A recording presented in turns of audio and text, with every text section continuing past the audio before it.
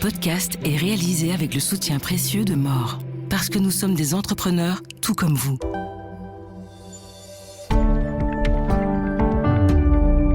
Madame, monsieur, bienvenue dans ce Trends Talk, une émission hebdomadaire co-organisée, comme vous le savez, avec le magazine Trends Tendance, que j'ai le plaisir de diriger depuis quelques années déjà. Alors, cette fois-ci, j'ai deux invités pour vous parler de quoi ? Exactement des TPE, des PME, donc des très petites entreprises, et des PME aussi, qui constituent l'ossature de notre économie en Belgique, comme vous le savez.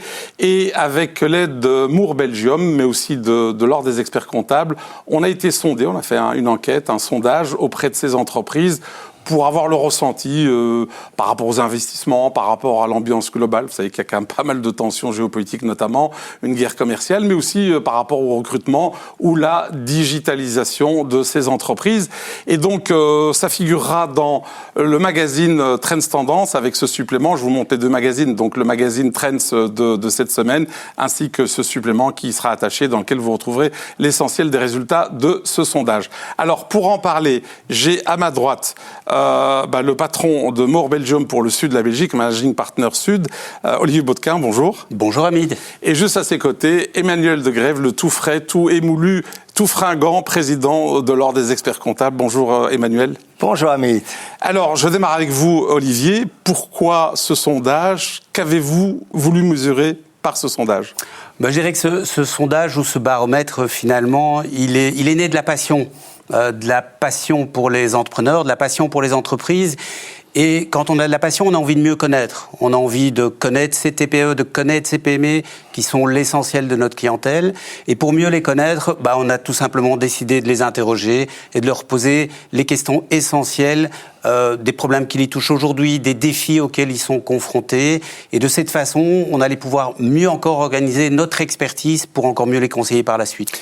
C'est quelque chose d'assez innovant, je pense, dans le sens où d'habitude, c'est plutôt la Banque nationale qui interviewe les grandes entreprises ou alors certaines banques commerciales qui interviewent des investisseurs privés. Ici, on va vraiment au cœur du sujet, les PME, les TPE. Exactement. Vraiment au cœur des petites entreprises qui sont confrontées aux défis quotidiens. Et vous avez parlé des défis mondiaux actuels, qui sont confrontés à ces défis mondiaux, mais qui sont confrontés aussi aux défis des législations régionales, des législations nationales ici en Belgique. Et qui se superposent effectivement. Alors Emmanuel, vous êtes le président de l'Ordre des experts comptables, je l'ai dit il y a quelques instants. Pourquoi vous êtes rejoint je dirais, à cette enquête, à ce sondage ? Parce que forcément, les préoccupations de Moore Belgium sont les préoccupations de tous les experts comptables. Et donc, c'est bien, je dirais, de s'associer de façon confraternelle, je dirais, à cette idée et d'apporter, en fait, un peu le pouls de nos confrères dans cette démarche vers les entreprises pour finalement montrer que les professionnels de la petite économie, ces fameux médecins de la petite économie, sont proches d'elle et sont donc capables, je dirais, de donner le pouls et le feedback du terrain. Oui, ce sont souvent les premiers conseillers d'ailleurs des entrepreneurs. Alors, quand on lira, ou ceux qui nous regardent liront ce texte et cette enquête, on va redécouvrir ce qui est évident pour vous, mais peut-être pas pour le grand public, c'est que 98% des entreprises en Belgique, c'est des entreprises familiales et des petites entreprises, en fond. Absolument. Je crois que vous aviez fait un superbe article en plus la semaine passée sur les entreprises familiales. Exact. Qui montrait que 88% d'entre elles avaient moins de 10 personnes. 88% des entreprises familiales ont moins de 10. Les 10% restants sont en dessous de 50 personnes. Et puis 2% ont plus de 50 personnes. Ce qui veut dire que ces TPE, c'est le tissu économique, ce sont les préoccupations de tous les jours et finalement de l'ensemble du tissu économique belge. Alors vous le savez, mais il y a peut-être des gens qui le savent un peu moins et qui prennent pourtant des décisions importantes pour ces entreprises. Eh oui, il ferait bien... j'imagine qu'ils connaissent le chiffre, oui. J'imagine que de temps en temps ils s'en préoccupent, mais peut-être qu'ils devraient s'en préoccuper un petit peu plus. On parle de nos amis politiques, effectivement, quel que soit leur bord. Alors, dans ce sondage, on découvre qu'une entreprise sur 3 a moins de 5 ans, et à travers aussi d'autres études qui sont citées dans ce sondage, une entreprise sur 3 a moins de 5 ans, mais 90% des nouvelles entreprises, des nouvelles boîtes, elles sont créées sans employés. On pourrait se dire cocorico, mais en même temps, comme il n'y a pas de création d'emplois, est-ce que c'est pas une forme, je dirais, de création dégradée ? Je pense pas. Ça fait une trentaine d'années que je fais ce métier.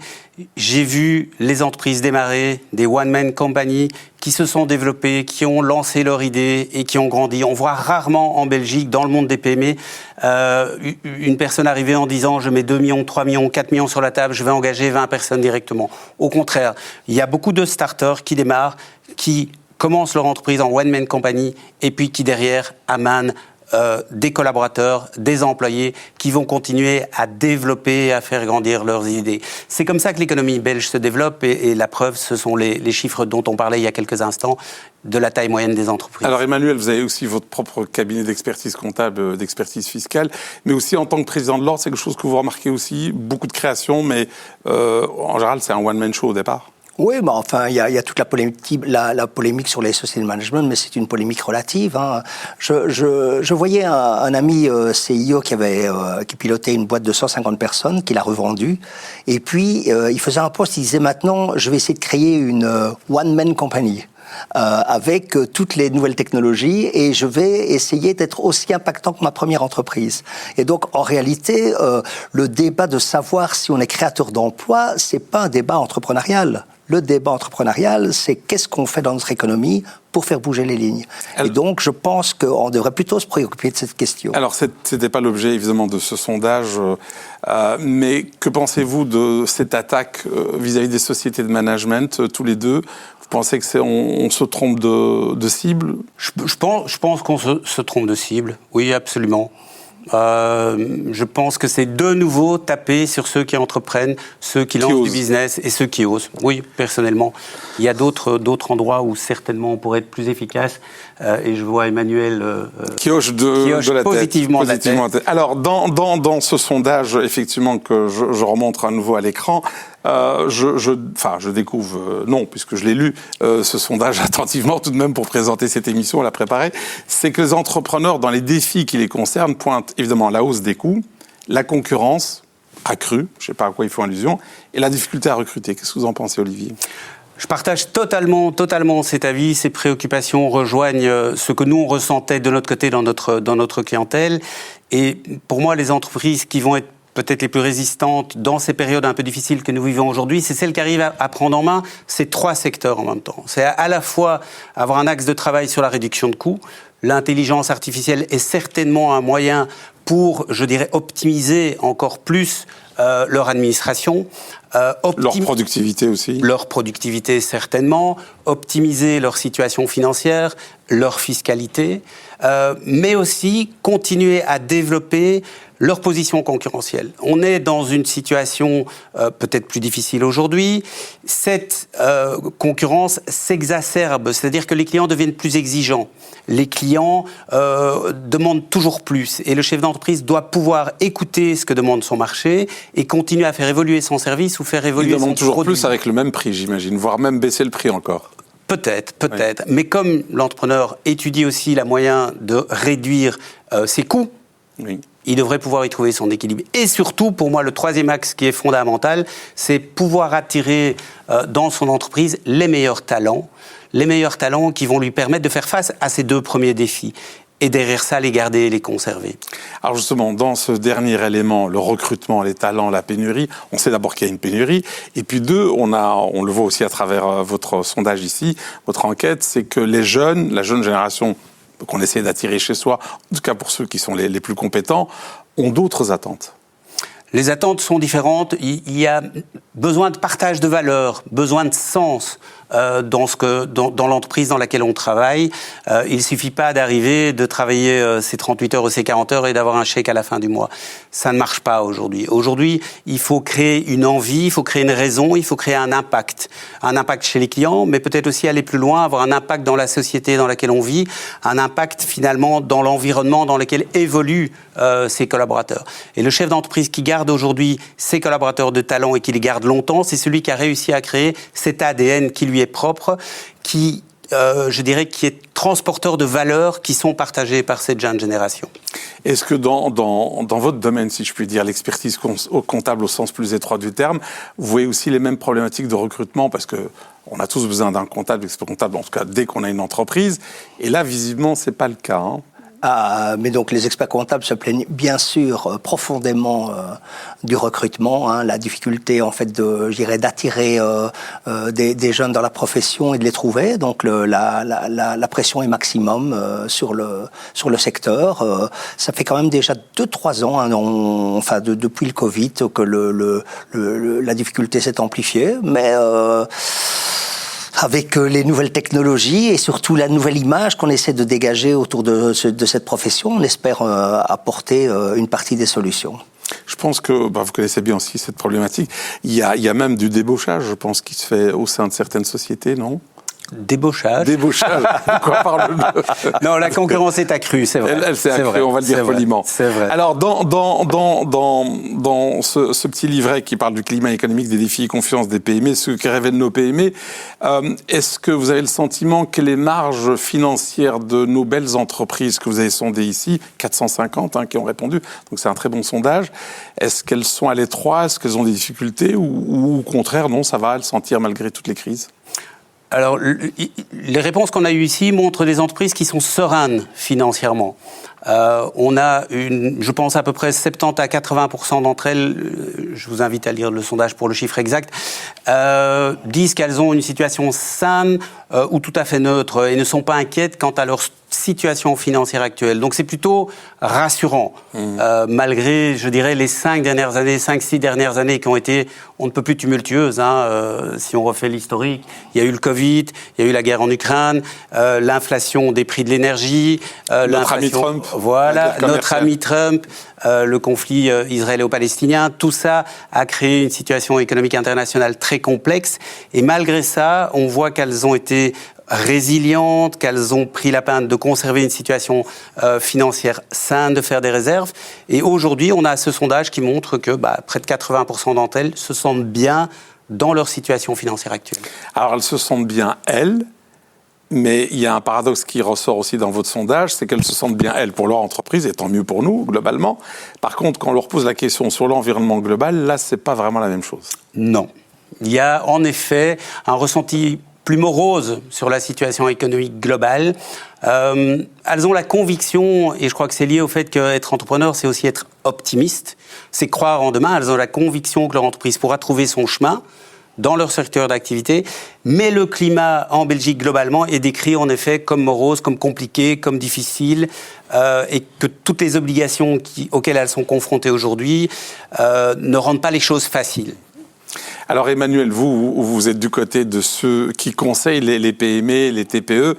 Quel est leur sentiment par rapport à ça ? Plutôt optimiste ou pas ou avec donc mesure ? on retrouve quand même finalement un profil assez semblable que les entrepreneurs. C'est ça qui est assez amusant, que ce soit sur les problématiques comme le recrutement, si ce n'est que les experts comptables parlaient aussi de la pression fiscale dont on n'a pas trop parlé, mais qui elle forcément c'est un peu dans leur cœur de travail et donc forcément qu'ils en parlent, mais on trouve aussi les experts comptables plutôt résilients, donc avec cette volonté d'avancer, de voir la digitalisation comme une opportunité, mais aussi avec des craintes sur l'avenir, parce qu'il y a quand même beaucoup de choses qui posent question. Et donc on retrouve finalement une assez bonne proximité dans les états d'âme des entreprises.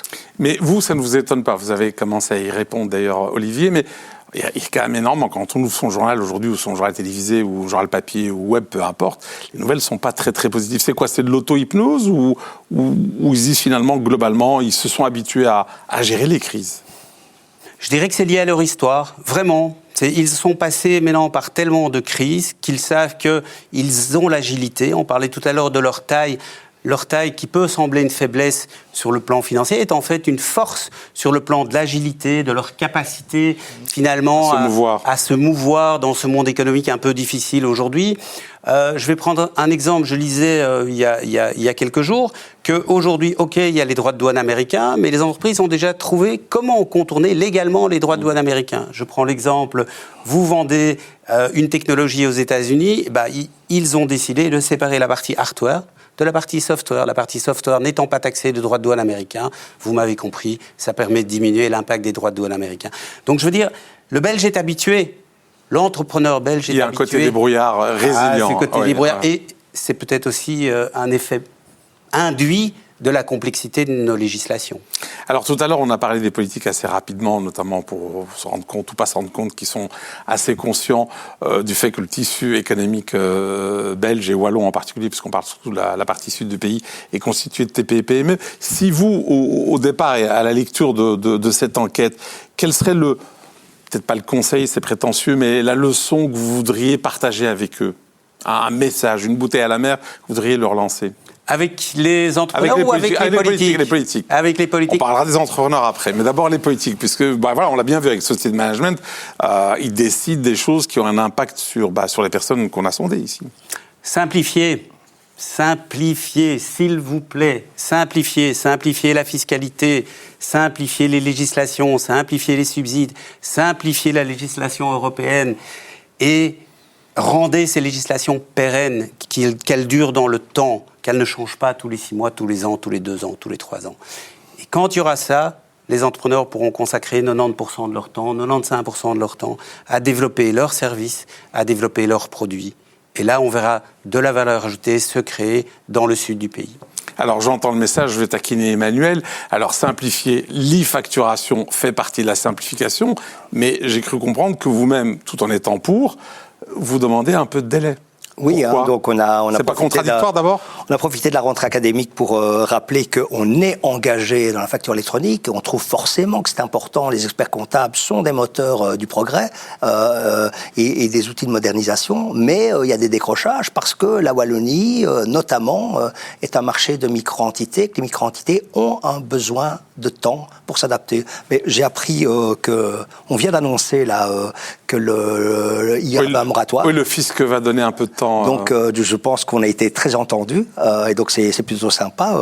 Je ne pensais pas que c'est si vite, et donc c'est plutôt bien. Mais je dirais, pour rebondir aussi sur la question de la simplification, évidemment, on dit tous qu'il faut simplifier, mais moi, je suis plus sceptique. Nous qui sommes avec l'ordre des experts comptables en contact avec tout le monde politique, je suis plus sceptique sur cette capacité à simplifier parce que je constate que tous les politiciens sont d'accord sur l'idée, mais aucun d'entre eux n'est capable de sortir des dispositifs qui simplifient. Et donc, il y a une espèce de paradigme ou de paradoxe qui fait qu'aujourd'hui, en fait, tout le monde le veut, mais on produit le contraire. Alors Olivier, tout à l'heure, il y a quelques secondes, vous nous avez expliqué que les entreprises, en tout cas du sud du pays, en Wallonie, ont appris à danser, je dirais, non pas sur un volcan, mais en tout cas à surfer sur les dangers. Et je voyais justement dans ce sondage et dans ce supplément qui donc paraîtra avec le magazine, qu'on cite à un moment donné Act for Wallonia, donc le nouveau nom de l'Union Wallonne des entreprises, qui prévoit une croissance de 0,9% en 2025, en tout cas pour terminer 2025. Vous y voyez plutôt un signe d'espoir ou vous dites 0,9%, c'est quand même pas top? 0,9%, c'est pas top. Avec une inflation qui dépasse les 2%, en croissance réelle, on est plus proche de zéro ou voire une croissance négative. Oui. Et pour moi, c'est pas rassurant à court terme en tout cas. Alors, parlons des experts comptables qui ont participé aussi à ce sondage. Vous essayez de les pousser pour qu'ils apparaissent davantage aux yeux, en tout cas des entrepreneurs, mais aussi des politiques, comme les principaux conseillers des entreprises. Est-ce le cas? Est-ce le ressenti? Alors, évidemment, il y a un peu un paradoxe entre la situation qui est réellement que nous sommes au cœur de l'économie, au cœur de la petite économie, et que nous sommes les leviers au quotidien. Mon confrère ne pourra que confirmer qu'en fait, tous les jours, toutes les minutes, on est en train de répondre à une question, une interrogation.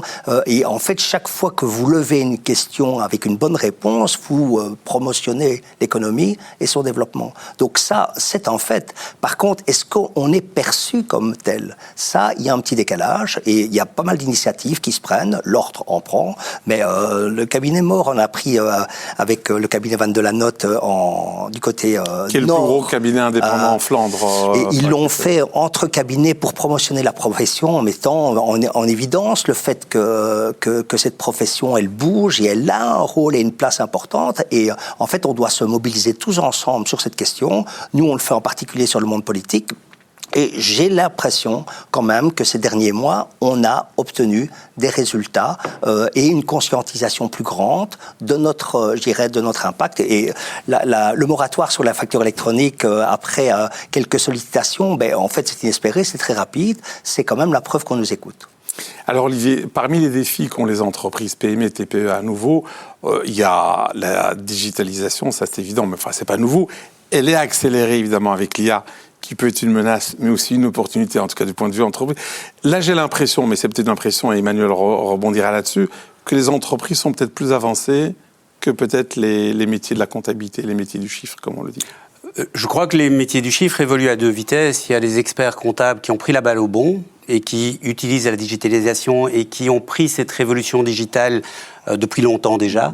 Et il y a une série d'experts comptables qui sont encore sur d'anciens systèmes avec d'anciennes méthodes. Les deux coexistent en fait. Les deux coexistent. En tout cas, quand je visite des cabinets d'expertise comptable, tantôt je vois des gens qui sont full digitalisés, tantôt je vois des gens où il y a encore des pièces remplies de classeurs. Donc je vois vraiment les deux à l'heure actuelle sur le marché. Et du côté de l'ordre ? Moi, je dirais qu'en fait, nous sommes simplement le reflet de l'économie. Donc vous avez des experts comptables qui sont dans le vent et qui avancent et qui tirent une partie, je dirais, du marché et de la profession. Et puis, vous avez des professionnels qui sont un peu plus à la traîne. Mais le marché est comme ça, les entreprises sont comme ça. Et donc, ce serait un peu, je dirais, inadéquat de parler de deux vitesses parce que l'économie a plusieurs vitesses aussi. Et donc, finalement, l'expert comptable qui s'occupe, par exemple, de salon de coiffure, il est forcément, probablement moins digital que celui qui s'occupe de start-up. Et donc, je pense aujourd'hui qu'il y a une prise de conscience profonde du secteur, du fait qu'on doit être davantage le moteur de cette transformation. Il y a évidemment un certain nombre de cabinets qui jouent le jeu et qui participent à cette accélération, et c'est formidable. Mais moi, je suis plutôt optimiste parce que je trouve qu'il y a une prise de conscience qui est grande, et la facture électronique fait partie de cette prise de conscience. Et le fait que l'État ait compris que la prise de conscience est une chose, mais le temps, c'est aussi une nécessité, le fait qu'on fasse la synthèse de ces deux points, c'est une bonne chose. Pour vous, Olivier Botquin, l'expert comptable au sens global du terme, l'expert financier, etc., doit aller de plus en plus s'intégrer évidemment, s'y connaître en IA, ne serait-ce que parce que le timesheet, la facturation au temps passé, va tout doucement disparaître. Et ce qui importera, ce sera plutôt la valeur ajoutée, le résultat, l'accompagnement. Évidemment, c'est le conseil. La clé, c'est le conseil, le développement de demain, c'est le conseil. Aujourd'hui, l'expert comptable, il rentre souvent dans une entreprise par ce qu'on appelle le compliance, c'est-à-dire ce qui est obligatoire, ce que l'entrepreneur voit comme étant ce qui doit nécessairement être fait, tenir une comptabilité, le fardeau. Exactement. Et le rôle de l'expert comptable, c'est de lui expliquer, OK, c'est un fardeau, c'est une obligation légale, mais tu as devant toi, monsieur l'entrepreneur, un super outil de gestion. Utilise-le. Le premier rôle de l'expert comptable, c'est de lui faire comprendre comment il peut utiliser ces chiffres pour grandir, se développer, engager, décider s'il va investir, décider s'il peut reprendre un concurrent. Ce sont les chiffres qui vont l'amener à ça. Et de là se crée un climat de confiance exceptionnel entre les clients et l'expert comptable. Et ce climat de confiance fait que 80% d'entre eux disent que l'expert comptable est un conseiller stratégique de leur entreprise. On en arrive à poser à l'expert comptable des tas de questions. En dehors des chiffres purs, c'est comment je peux mettre les AI chez moi. Et l'expert comptable le sait, il est confronté au moindre problème.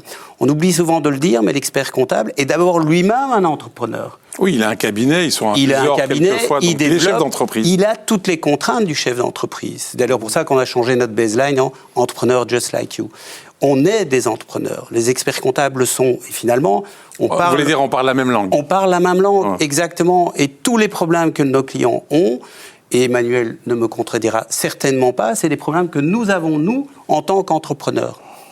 Alors, ça veut dire que le métier ou la profession, la fonction, je ne sais pas quel est le terme qu'il faut utiliser, d'expert comptable, de comptable ou de conseiller fiscal, va encore plus évoluer de plus en plus vite, de plus en plus rapidement, notamment sous les coups de butoir de l'IA, qui ne nous laisse pas de temps, en fait. Évoluer, ça, c'est une évidence. On va forcément évoluer beaucoup. Mais ce qui est important, c'est de savoir que c'est une profession qui est une profession de compagnonnage. On accompagne les entreprises dans les différentes tailles et dans les différentes formes qu'elles ont. Et en fait, être le compagnon, c'est être le compagnon des imperfections, c'est être le compagnon de la complexité. Et en réalité, si vous prenez simplement ces deux critères qui sont 2 critères parmi différents critères, eh bien, les imperfections, elles sont nombreuses et elles ne sont pas prêtes de disparaître. Et la complexité, dans le monde d'aujourd'hui, elle est aussi très loin, je dirais, de disparaître. Donc, en réalité, on est plutôt confiant dans le rôle de ce compagnonnage, car il est aujourd'hui absolument indispensable. Alors, je remarque souvent que ce soit les avocats, les experts, enfin tous les gens du conseil se plaignent souvent de la complexité, mais j'ai souvent envie de leur dire, mais heureusement qu'il y a cette complexité, puis c'est ce qui vous permet de facturer. Si c'était, je sais pas, s'il y avait juste une flat tax et tout, on n'aurait pas besoin d'experts comptables, de conseillers fiscaux. Tout dépend de ce qu'on met derrière le mot conseil. Oui. Si le conseil s'y retrouvé dans la complexité de lois compliquées, sans beaucoup d'apport de valeur ajoutée, je trouve personnellement que c'est du temps un peu perdu. Si c'est conseiller l'entreprise pour l'aider à grandir, à se développer, engager et finalement avoir un impact dans son tissu économique local et puis national, voire international après, ça a beaucoup de sens. Et le problème, c'est qu'on est amené à passer énormément de temps à finalement travailler pour des aspects qui ne sont pas vraiment porteurs de valeur ajoutée. Alors, Emmanuel, vous, en tant que président de l'Ordre, vous essayez aussi de faire passer le message auprès des politiques. Quel serait votre message principal ? C'est quoi, la paperasserie, la simplification auquel a fait allusion tout à l'heure Olivier ? Ou autre chose ? La simplification, certainement. Mais par contre, la simplification, je ne veux pas dire que je suis désabusé, mais je ne me battrai pas sur la simplification si je voulais obtenir un résultat, parce que je ne crois pas qu'on l'obtiendra.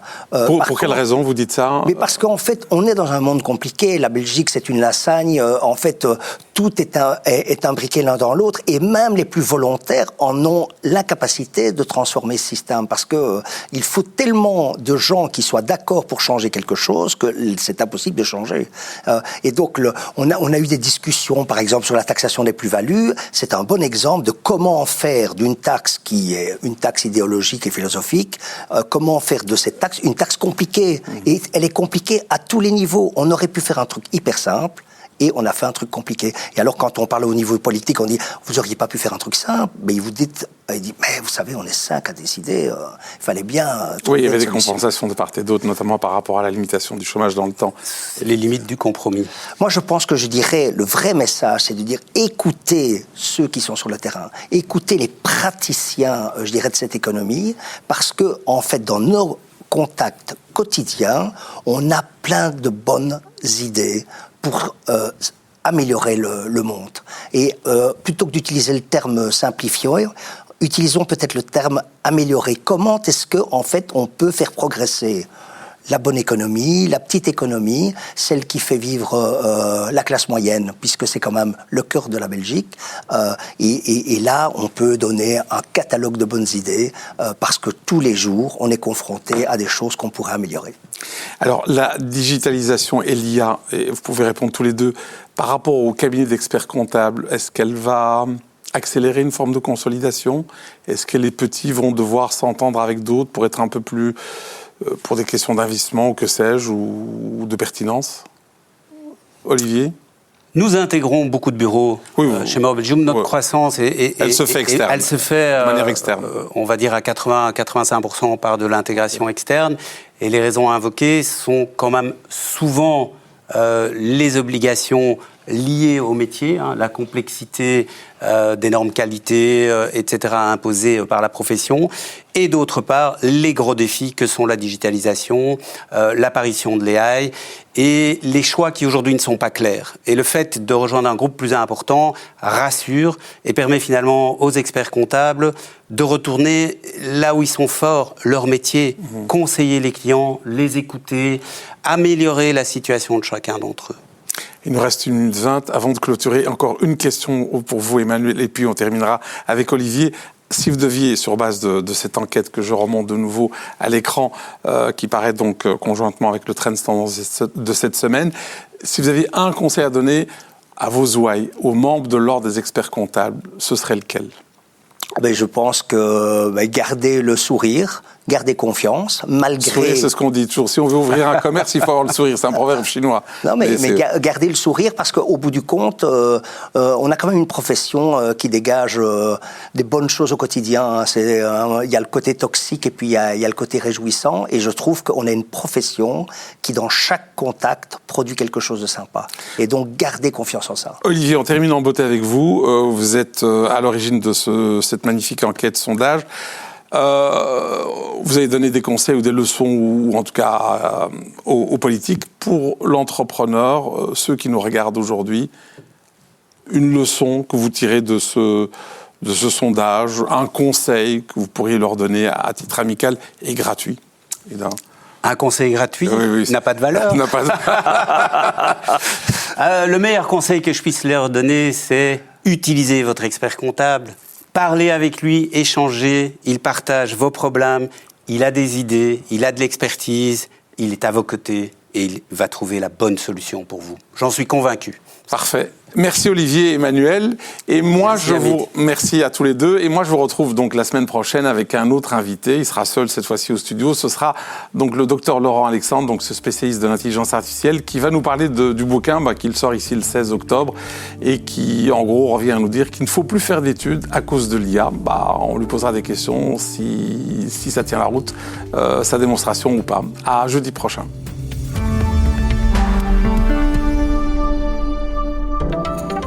Examinez la fiscalité de votre entreprise régulièrement. Mettez tout en place fiscalement pour assurer à votre entreprise tous les moyens disponibles pour se développer et grandir. Mort, parce que nous sommes des entrepreneurs tout comme vous.